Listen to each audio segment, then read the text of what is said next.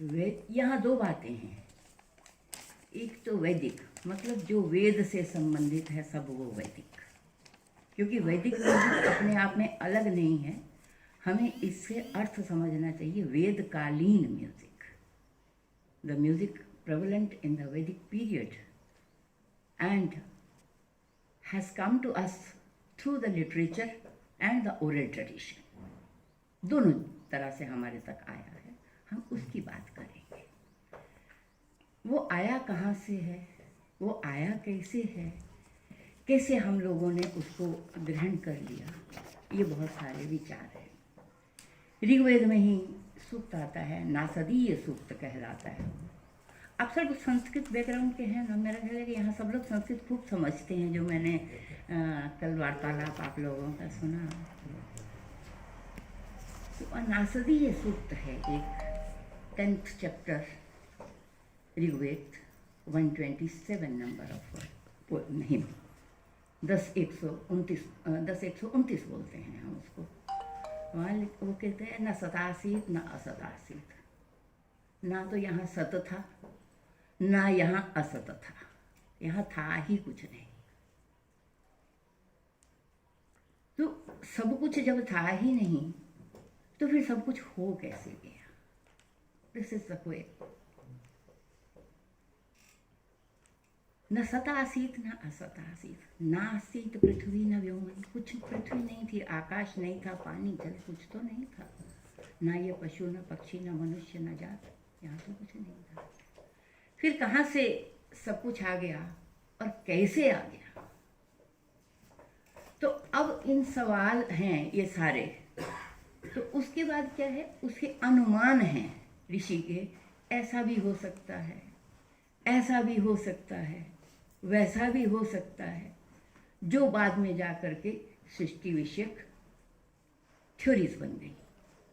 वहाँ कहते हैं तमसा अग्रमादित तमसा इदमग्र आसीत तमसा गूढ़मग्रे, पहले तमस ही था, सब अंधकार ही अंधकार था, फिर बाद में प्रकाश आया। या जलमिदम अग्रे आसीत, जल पहले था फिर सृष्टि हो गई, तो फिर सवाल उठाता है जल कहाँ से आ गया? इस तरह के बहुत प्रश्न हैं। उसके बाद वो जवाब देता है कि मैं तो कंफ्यूज हूँ, मुझे नहीं मालूम। ये थे कि इसको मैं नहीं जान पाता, तो कहें फिर देवताओं से पूछें कि कौन आया था पहले। तो कहते नहीं, देवता भी ये सवाल का जवाब नहीं दे पाएंगे। क्यों? अर्वांग देवा अभिवर्तने, देवा भी जो है, देवलोग भी जिसको हम देवता कहते हैं, ब्रह्मा विष्णु महेश शिव शक्ति, जो भी अर्वांग देवा अभिवर्तनेन, वो भी इस पृथ्वी के इस सृष्टि के परिवर्तन से अर्वाचीन है, बाद में आए होंगे। तो कहता है को अध्यवेद, ये फिर कौन जानता है? क इह प्रवोचत, हमारे लिए फिर कौन बताएगा? अगर देवता भी नहीं बताएंगे और कोई नहीं बताएगा, तो दादा बिग क्वेरी, फिर हमें बताएगा कौन इसको? तो कहता है जो अस्त्य धक्षा परमे व्योमन, जो इन सबों का भी अध्यक्ष है, जो इन सबों का भी नियंत्रक है, जो इन सबों का भी ओरिजिनेटर है, इनका अध्यक्ष है, जो कहाँ है? परमे व्योमन, व्योम में नहीं है, परम व्योम में है। सा अंग वेद, वो निश्चय रूप से जानता है। यदि वह न वेद, यदि कोई जानता है तो वही जानता है कुछ, और अगर वो नहीं जानता तो फिर पता नहीं कौन जानता है। सो दिस इज हाउ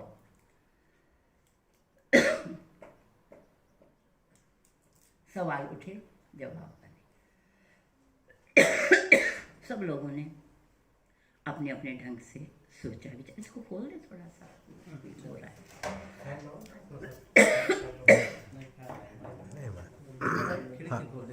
हाँ कुछ खोल दे, सब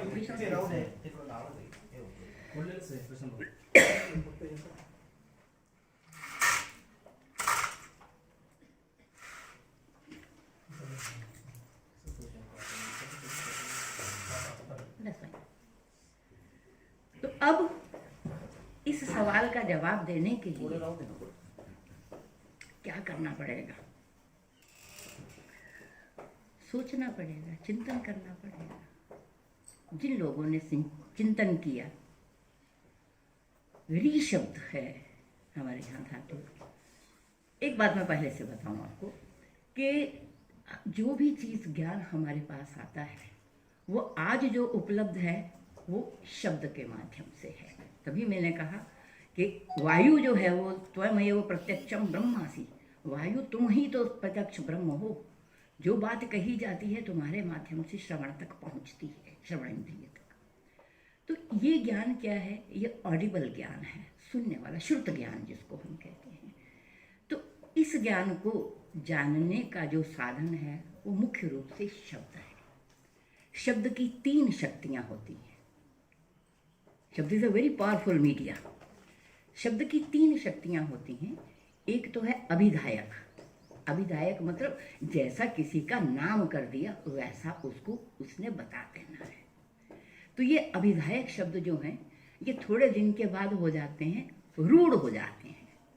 इसका नाम हमने कुर्सी रख दिया तो यह हम सब लोग कुर्सी ही जानेगा उसको। इसका नाम अगर मेज रख दिया होता तो ये मेज होता।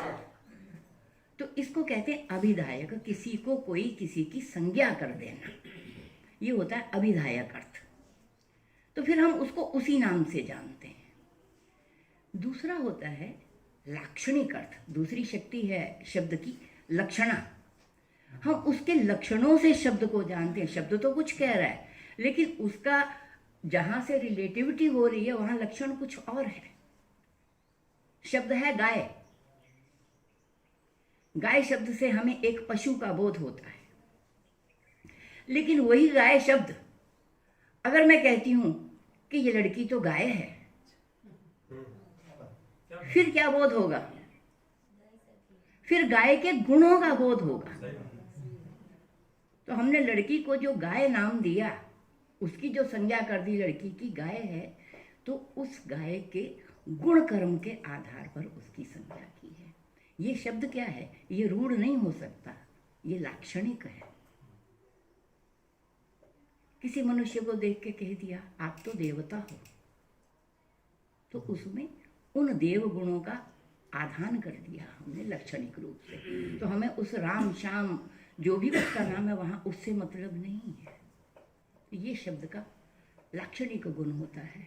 जैसे उदाहरण देती हूँ, जैसे कबीर का एक दोहा है, कनक कनकते 100 गुणी मादकता अधिकाय। कनक कनकते 100 गुणी। अब ये भी कनक है वो भी कनक है, 2 कनक हैं। तो पहले तो कनक समझना पड़ेगा, कनक क्या है। कनक कहते हैं ये धतूरा जो होता है, ओपियम, अफीम जिसको कहते हैं, इसका पौधा होता है, उसको कनक कहते हैं। दूसरा एक कनक और कहा, कनक कुंडल शब्द इस्तेमाल होता है स्वर्ण के लिए, सोने के लिए। पंजाब में एक कनक और है जिसको गेहूं बोलते हैं, वीट बोलते हैं, क्योंकि वो गोल्डन कलर की होती है ना, उसको सोना ही बोलते हैं, उसको भी सोना ही कहा जाता है। लेकिन यहाँ वो कनक नहीं है, यहाँ हम स्वर्ण वाले कनक की बात कर रहे हैं, क्योंकि रिलेटिविटी देखनी पड़ेगी ना। तो कनक कनकते 100 गुणी। कनक जो है वो कनक से 100 गुणी है। क्यों? मादकता अधिका है। किस लिए है? क्योंकि उसमें मादक गुण है। मद में होश गंवाने का गुण है उसका दूसरे का। तो पहला कनक जो है वो है अफीम, ओपियम। दूसरा कनक है स्वर्ण। तो कहते हैं कि अफीम वाले कनक से जो स्वर्ण वाला कनक है वो 100 गुना है मादकता में। कैसे मान लें? उदाहरण देना पड़ेगा। कहते ये पाए बौरात है, ये खाए बौरात है, सो पाए बौरा है। ये खाए बौरात, इसको तो खाना पड़ता है तो जाकर के इसका असर दिखाई देता है। सो पाए बौरा है, वो मिल ही जाए तो उसका असर दिख जाता है। इसलिए वो 100 गुनी उसमें मादकता है। तो ये अर्थ क्या है? किसको किसी से रिलेट करना है और उसके लक्षणों के आधार पर उसका अर्थ निर्धारित करना है। ये लाक्षणिक शब्द की शक्ति है, बहुत कठिन है। हम क्या करते हैं, आमतौर पर रूढ़ अर्थ को लेकर के बहसबाजी शुरू कर देते हैं, हम लक्षण की तरफ नहीं जाते कई बार।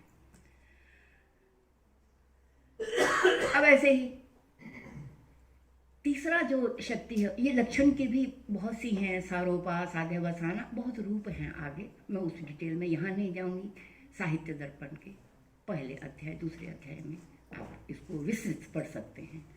काव्य प्रकाश ग्रंथ है, उसमें मम्मट ने कहा है, और साहित्य दर्पण जो है वो विश्वनाथ कविराज ने कहा है।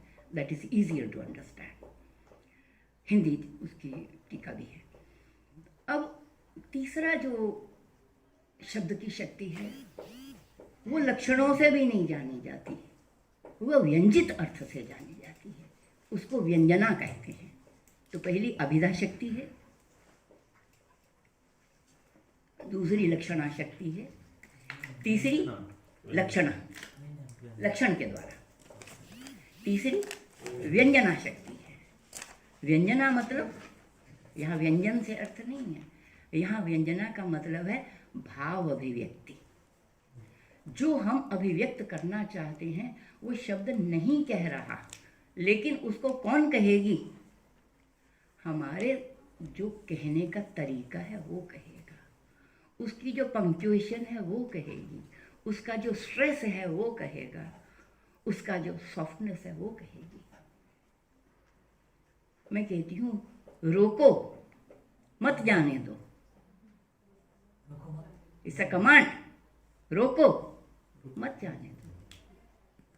तो हम दूसरी तरफ से क्या कहते हैं? रोको मत जाने दो। भाव बदल गया, टोन बदल गई, शब्द वही था, थोड़ा सा स्ट्रेस हमने बदला है कि किस वर्ड पे स्ट्रेस करना था, पॉज करना था, किस शब्द पे, पद पे पॉज नहीं करना था, उससे बदला। ये भी नहीं बदलते, और तरह से आते हैं।